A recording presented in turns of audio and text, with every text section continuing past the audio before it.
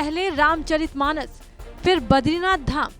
इन दो नामों से आप समझ ही गए होंगे कि हम अपने बयानों को लेकर विवादों में रहने वाले अखिलेश के नेता और समाजवादी पार्टी के राष्ट्रीय महासचिव स्वामी प्रसाद मौर्य की बात कर रहे हैं। उन्होंने एक बार फिर कुछ ऐसा बयान दिया है जो बीजेपी को अंदर से बेचैन कर देगा, क्योंकि उनका ये बयान बीजेपी से ही जुड़ा है। आपको उस बयान के बारे में बताएंगे, लेकिन उससे पहले आप उनकी ही जुबानी सुनिए उन्होंने क्या कुछ बीजेपी पर कहा। भारतीय जनता पार्टी आरएसएस, जब आरएसएस प्रमुख मोहन भागवत जी खुल करके बोल दिए तो छिपा क्या रह गया। अब तो आप ओपन कार्ड हो गया, अब तो मामला खुल्लम खुल्ला हो गया।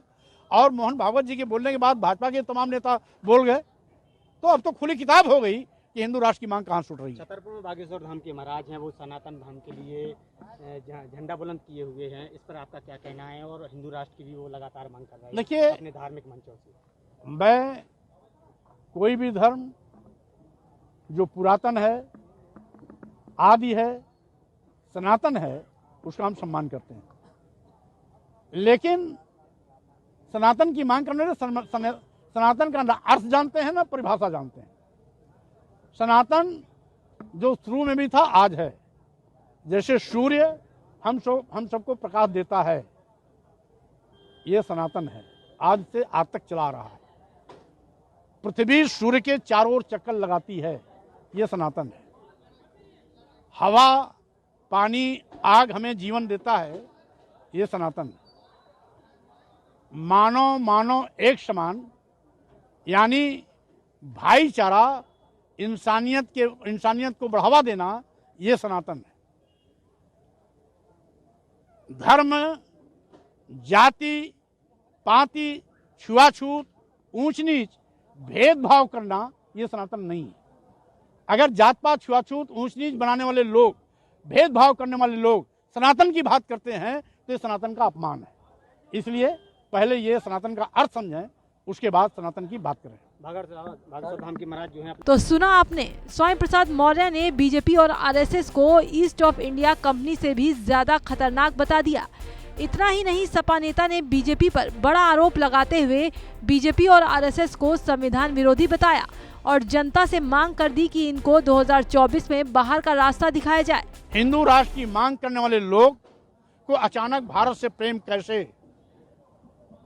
इसलिए ये भारत के भी दुश्मन है, इंडिया के भी दुश्मन है, भारतीय संविधान के भी दुश्मन है और भारतीय संविधान निर्माता बाबा साहब डॉक्टर अंबेडकर के भी दुश्मन है। क्योंकि भाजपा और आरएसएस के लोगों को बाबा साहब डॉक्टर अंबेडकर द्वारा लिखा गया है भारतीय संविधान, दुनिया का सर्वश्रेष्ठ संविधान माना गया है, दुनिया का सर्वश्रेष्ठ लोकतंत्र भारत का माना गया है।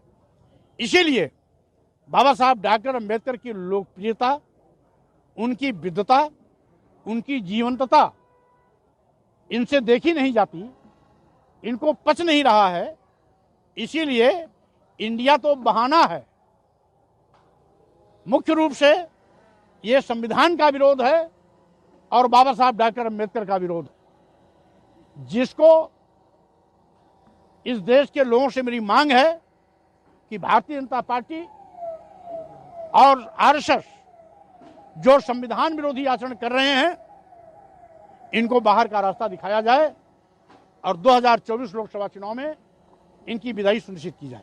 यहाँ ओबीसी महासभा की ओर से सामाजिक परिवर्तन और विशाल आमसभा कार्यक्रम का आयोजन किया गया था, जिसमें वो शामिल हुए थे। और इसी दौरान मीडिया से मुखातिब होते हुए स्वामी प्रसाद ने बीजेपी पर इतना बड़ा बयान दे दिया। फिलहाल अब देखना ये है कि 2024 के चुनाव में जनता किसका सफाया करती है। क्या स्वामी प्रसाद मौर्य की बात पर जनता बीजेपी को बाहर का रास्ता दिखाएगी या फिर उनकी पार्टी की मटियामेट होगी?